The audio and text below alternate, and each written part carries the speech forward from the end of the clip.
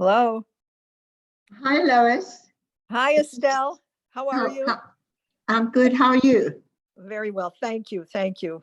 I wasn't sure if there was class today or not. Well, last time he said there was. Oh, okay. Here he is. Thank you. Okay. Very good. Hi. Yeah. Hi. Hi, Rabbi. Hi, Estelle. Hi, Lois. I'm back in. I'm so glad to hear your voice, Estelle. In Chicago. We missed you. I'm so glad to hear your voice. Yes. Were you in Florida, We were Estelle? fortunate because where we were in Palm Beach Gardens, the hurricane didn't really affect us. We just had strong winds and rain. Okay. When good. did you get back, Estelle? I got back yesterday. Oh, wow. Was travel? Are you on the East Coast or No, West? my flight was fine. There was no delays or anything. She was on the East Coast. Oh, Yeah. okay. Yeah, but I'm saying, but travel, the travel infrastructure and things like that were working normally, Estelle? Well, for me it was, because I think the flight path the flight takes back to Chicago probably didn't cross over the Carolinas where the flight, because the flight was pretty good. Yeah. It wasn't bumpy or anything like that. Okay, good. But I mean, there was such a lot of destruction. It was really bad, really, really bad hurricane. We had nothing more than just a few branches coming down. My neighbor had a tree fall on his roof. So Sam has a house in Sarasota, so they were on the west coast, but Yeah, they're right next to my neighbors. The tree Oh, that was very fortunate. so his neighbor had a tree fall on the roof of. Oh no! Oh God! Yeah. Yeah, it was quite bad, really bad. Okay, dokie. We are now going to.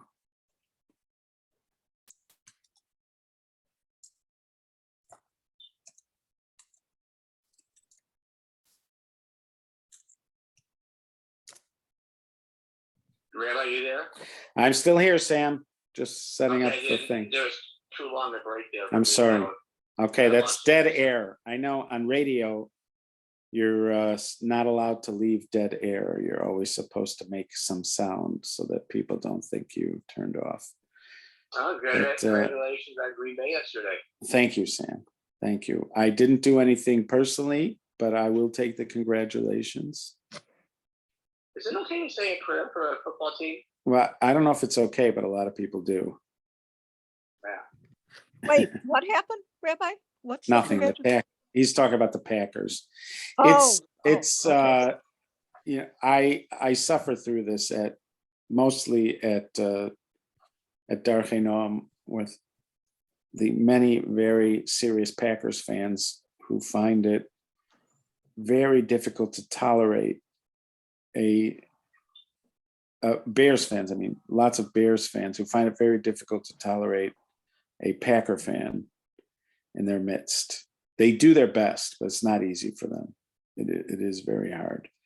And so Sam tries his best. Have you been listening to Mayor Sakalovich? No, I mean, I did listen to one of these recent ones. These are really, really good. This last set of Jerusalem. Yeah. It was really, really, really good. So I'm recommending you listen to a few more. Okay, I will. What I've been doing with Sam's talking about the Mayor Soloveitchik podcasts. So what I've been doing, I've been using them when I'm teaching Tanakh. Whenever we get to a place where he's talking about it, I try to include because in the first 365 day one he went through Tanakh. So there's often crossover. So whenever there is, I try to He use really them. knows his kings, that searcher. Yes, he It's does. funny. He also knows his American history. He likes to. He had a big thing about Abraham Lincoln, big one. Yeah. You know, In his Jonah one, he had a Jonah one that I just did with a group where it was actually a PDF. It wasn't even it was a PDF. It wasn't a podcast, but it was about Jonah, and he referenced the sermon in Moby Dick. And then at the end, he added his own little something. I really do think it was his own little something, that one of the novel, there's quite a few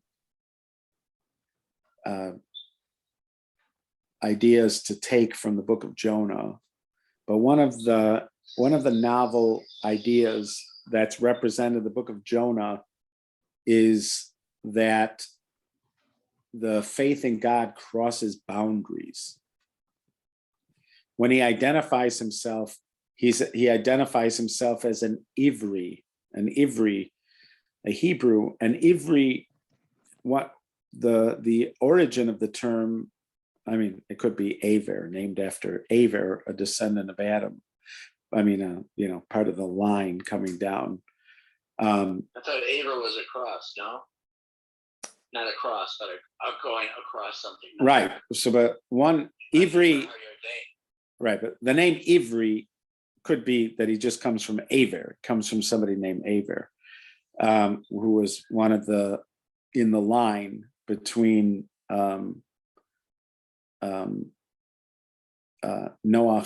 and Avraham. In that line between Noah and Avraham is Aver. So you could say Ivri just means he comes from Aver, but the way we midrashically treat the word is that it reflects crossing over. So he was suggesting that this is one of the themes from the beginning of the book of Jonah, which is that of the book of Sefer Yonah, which is that God crosses borders.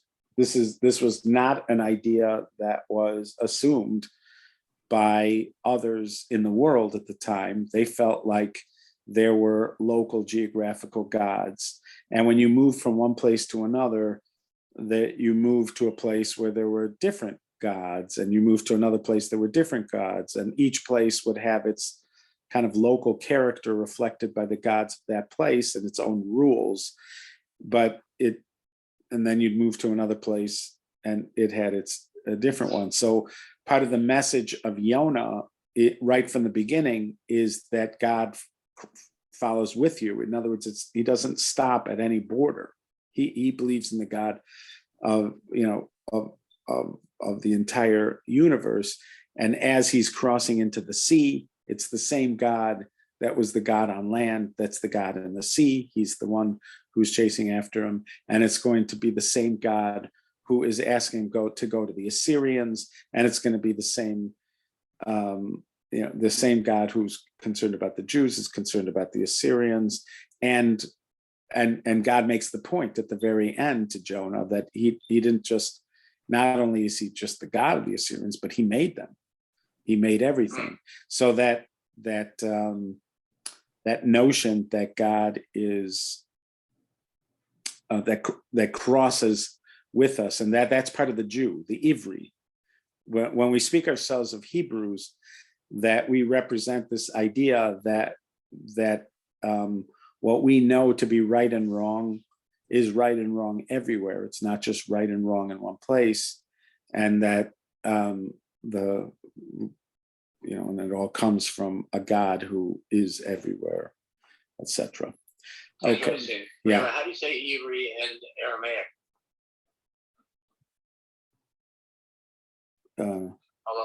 I don't think there is a different word. No, I don't think there's a different word. Okay. Yeah. Okay.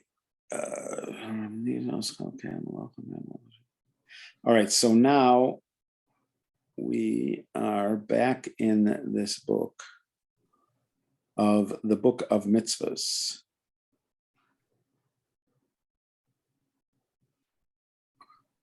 And we're back trying to find out where we left off.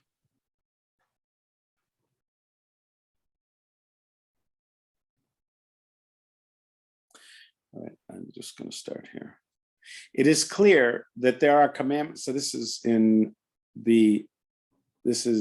Shoresh root number 13. Altogether, there's 14. It is clear that there are commandments that are obligated for a set amount of time. Some are attached. That is, that one is obligated to do that commandment one day after another, like Sukkah and the Lulav. And others are done on certain days, like the sacrifices. As an example, we would say that the additional sacrifice of Rosh Chodesh, what we call the Musaf, which is offered once a month, is one commandment. And likewise, the additional offering of each and every holiday of the 5 holidays, even though they're obligated on several adjacent days. So the Musaf of Rosh Chodesh is one mitzvah. The Musaf of Sukkot is also one mitzvah, even though the Musaf of Sukkot is brought on 7 consecutive days. It's still one mitzvah. That's what he's saying. And likewise, the additional offerings of each and every holiday of the 5 holidays, even though they are obligated on several adjacent days. For just like he said, and you shall rejoice before the Lord your God 7 days, he also said, 7 days shall you bring a fire offering. Just like the commandment of Lulav is singular, so too is the commandment of the additional sacrifice of Pesach, singular. So the Musaf of Pesach is one mitzvah, just like Lulav is one mitzvah. And likewise with the additional sacrifice of each and every time period. According to this, it is clear that the holiday, the Chagiga offering, is also one commandment, even though it is obligated at 3 different times. And so to the Are the words the same? Are the words the same? The word, not like the word Musaf, you mean, or the word Chagiga? No, the prayers that you say. No, the prayers are not. On Sukkot, they are not. On Sukkot, the wording is slightly different because each day you're bringing a different amount of animals. So when you do the Musaf on Sukkot, you actually say something different each day. But the Musaf on Pesach is the same every day. That one does not change depending on the day. But he is still not going to consider that a reason to consider it a different mitzvah. It's just a different amount of animals for that day's Musaf. But the Musaf itself is the Musaf for Sukkot, one mitzvah. That's how he's counting it. And that's what he's saying. Even if it has a different amount of animals each day, there actually is a progression of animals, right? It's a progression. On the first day, there's a certain amount. On the second day, there's one more. On the third day, there's one more. On the fourth, there's more. So altogether, there's 70 animals that are brought as part of the Musaf on Sukkot. And each day, you're adding and adding and adding. But still, he's still calling it one mitzvah. And according to this, it is clear that the Chagiga offering is also one commandment, even though it's obligated at 3 different times. And so too the sacrifice of appearance, which is called the Olat Re'iyah, and the sacrifice of joy, which is called the Simcha, the Shalmei Simcha, the peace offering of joy. And this is something that no one erred about, nor would they consider something different originally. But they made a great disgraceful mistake about something that relates to this. And that is that they counted all of the additional sacrifices as one commandment, the additional offering of Shabbat, the additional sacrifice of Rosh Chodesh, and the additional sacrifice of the holidays. But according to this way of counting, they would have been obligated to count the rest of every holiday as one commandment, yet they did not do this. Of course, it is not appropriate to attack them for any of this, since they did not make any type of order in their count, but rather ascended to the heavens and descended to the depths. But the obvious truth is what we have told you, that each and every additional sacrifice is a separate commandment, such that just like the rest is a separate commandment, and that is true and straightforward arrangement about counting. All right, so it got confusing at the end there. And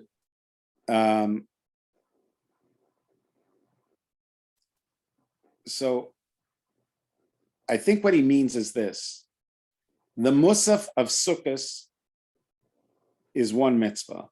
The Musaf of Pesach is one mitzvah. The Musaf of Shavuos is one mitzvah. The Chagiga of Pesach, the Chagiga offering is one mitzvah. The Re'iyah offering is one mitzvah. So each one of these offerings is one mitzvah. But when it comes to the Musaf offering, the Musaf of Sukkot, the Musaf of Pesach, and the Musaf of Shavuos, and the Musaf of Rosh Chodesh and the Musaf of Shabbos, they are each one separate mitzvah. So Shabbos is one, Sukkot is one, Pesach is one, Rosh Hashanah is one, Yom Kippur is one. Each one is counted as a separate mitzvah, but Sukkot is not 7, and Pesach is not 7. But Sukkot is 1. This is subtle and sort of complicated.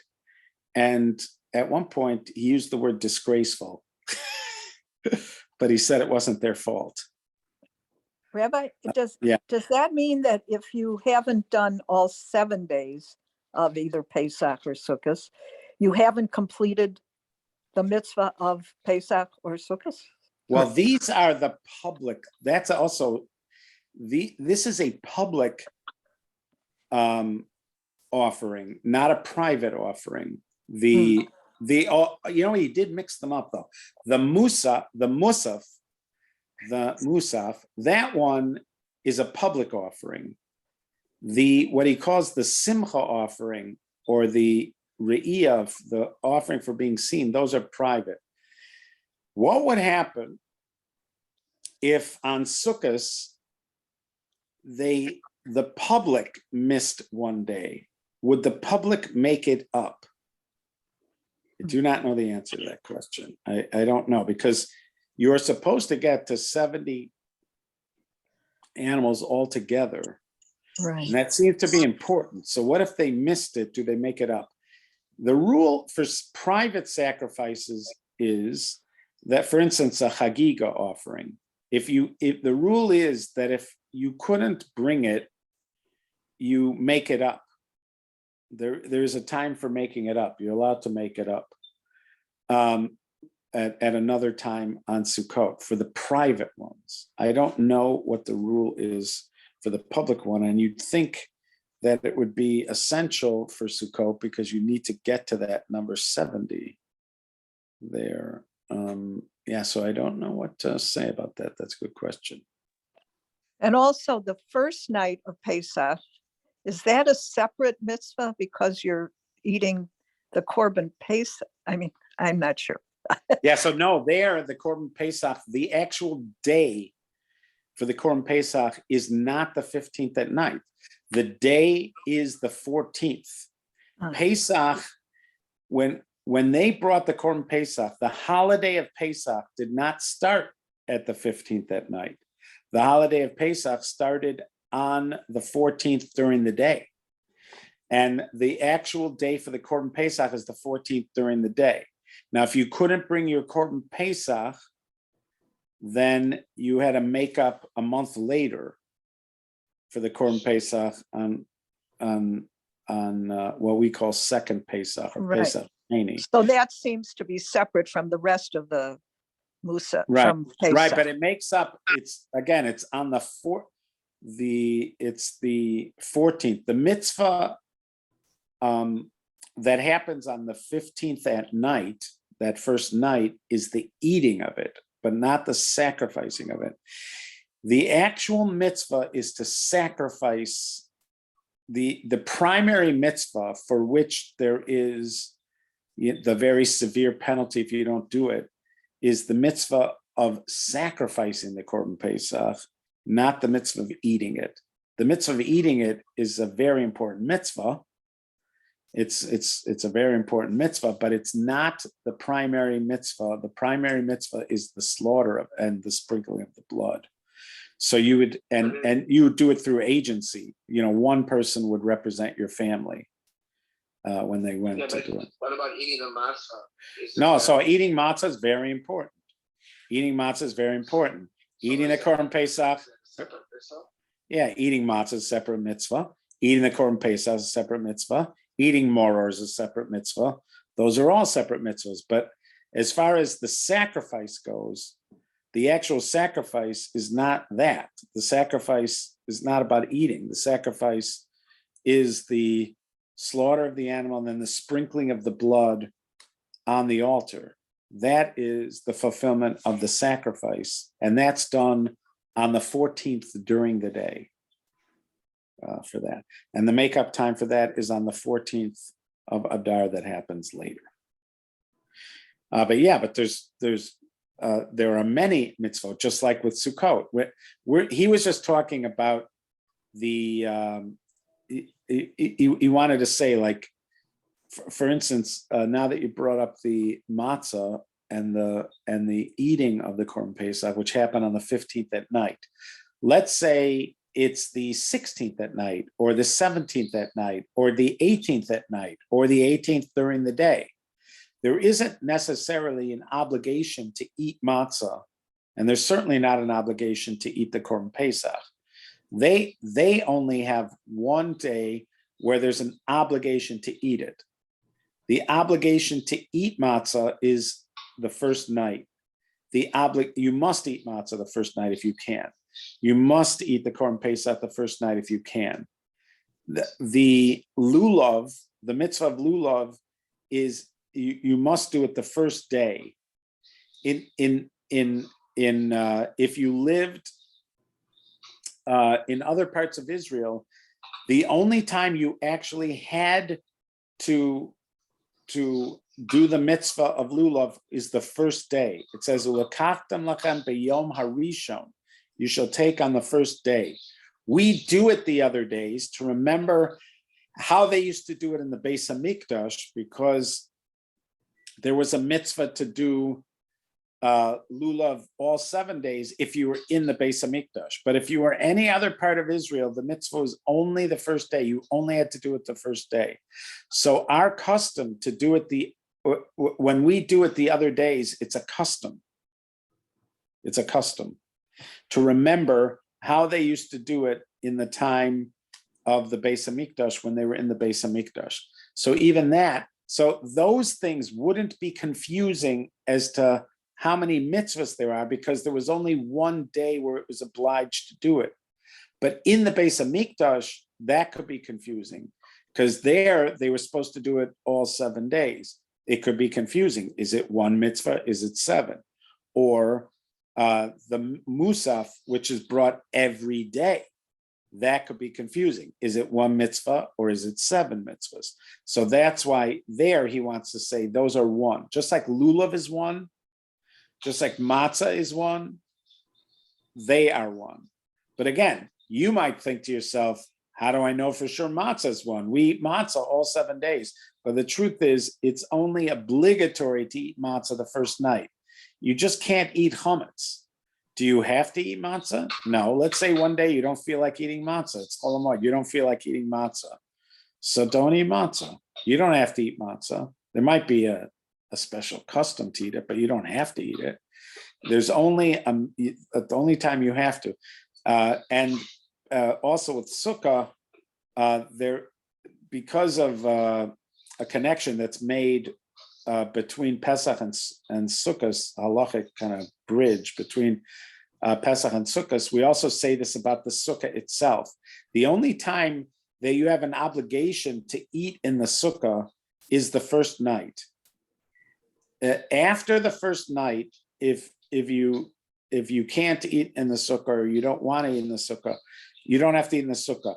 You do have to eat in the sukkah if you're going to have bread. You do have to eat in the sukkah if you're going to have bread.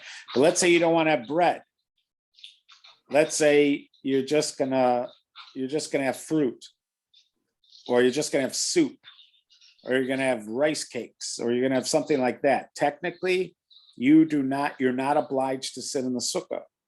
Now, obviously, there are many who have the custom to eat absolutely everything in the sukkah to try to take full advantage of the sukkah. And of course, that's a very good thing to do. But as far as obligation, the only time you're actually obliged to eat in the sukkah, that you have to absolutely go out of your way to eat in the sukkah, is the first night. And so there too, like sukkah, because of that, you could say, oh, okay, I get sukkah is one mitzvah. Matzah is one mitzvah, lulav is one mitzvah. That's why he's using them as the paradigm, and he's comparing musaf to them, because it's not, if you think about it, you'd realize that it's one mitzvah. Now, do you eat in the sukkah every night? Unless it's you try. Yeah. Now, So yes. that's a minhag then, right? Right. Now, if I'm eating bread, that's a halacha. If I'm actually eating bread, then it's a halacha that you have to eat it in the sukkah. That's a halacha. That's a law. If I'm eating bread, but I don't have to eat bread on, let's say, Chol Hamoed, I don't have to eat bread if I don't want to eat bread. And also, if it's raining, let's say it's raining or it's uncomfortable, it's very uncomfortable in the sukkah, it's too hot, or there's bees or something like that. So you'll see that on the first night, you are supposed to make an extra effort to eat in the sukkah, even if it's raining, even if there's bees, even if there's whatever. You're supposed to make an effort to at least make kiddush and wash in the sukkah on the first night. Whereas on the other nights, you are not obliged to do that. If it's raining, you can eat even bread inside the house. In fact, it could be not only can you, it could be you should eat bread in the house. The Chabad has a custom to eat in the sukkah, even if it's pouring rain. That is a local custom to Chabad. But for most other people, even very halachically stringent people, if it's raining or if there's a lot of bees or it's very hot or whatever in the sukkah, you are encouraged halachically to eat inside the house, but not the first night. That first night, because the first night is that's the night when you're absolutely supposed to eat in the sukkah. So then you'll see that a lot of these things about being able to eat in the house fall away. Okay, and now in the last of our roots here, we have what are fences and punishments. Regarding this principle, you should know that all positive and negative commandments are immediately divided into two divisions. The first one is where scripture does not explain any punishment in any way. Rather, commands or prohibits, but does not make the transgressor liable for punishment or specify a scourge on account of that command or that specific prohibition. So let's say it says, and you shall keep the Sabbath, but it doesn't say if you don't keep the Sabbath, you'll be punished. It just says, and you shall keep the Sabbath. Then there's the second, that in which the punishment for it is explained. However, within this division in which the punishment is explained, there are some commandments for which he, may he be blessed, commanded that the punishment for one who transgresses them is that we stone them with stones. And some about which he commands to burn one who transgresses them with fire. And some which he commands to smite them who transgress with the sword, as is explained in the received tradition. And there are some about which he's commanded us to strangle one who transgresses them. These are obviously the capital punishments. These are the capital punishments, as appears in the explanation. And some of them which he commanded us to give lashes to one who transgresses them. And some of them. Can they do teshuvah for that? No, not if somebody is going to be convicted of a crime where there's a death penalty, then repentance doesn't change the death penalty. If it's a death penalty in a human court, if it was a death penalty in a heavenly court, then tshuva does change, can change the penalty, but not if it's in a human court. So let's say, for instance, somebody committed murder, and then they were clearly repentant, as happens to this day. There are many people. I remember there was a guy who was executed in California. Remember, there was a guy who was either the founder of the Crips or the Bloods, one of those gangs, and he was on death penalty for decades. He was on death row for decades, and by everybody's estimation, this man had transformed himself, and he spent decades trying to teach people to stay away from violence and things, and he wrote children's books and all sorts of things, but he was still executed, even though there were a lot of people that didn't want him to be, right? So, but in a Jewish court of law, it is expected that somebody is going to want to do tshuva. It doesn't change the death penalty. So if they committed murder, they would get the death penalty whether they did tshuva or not.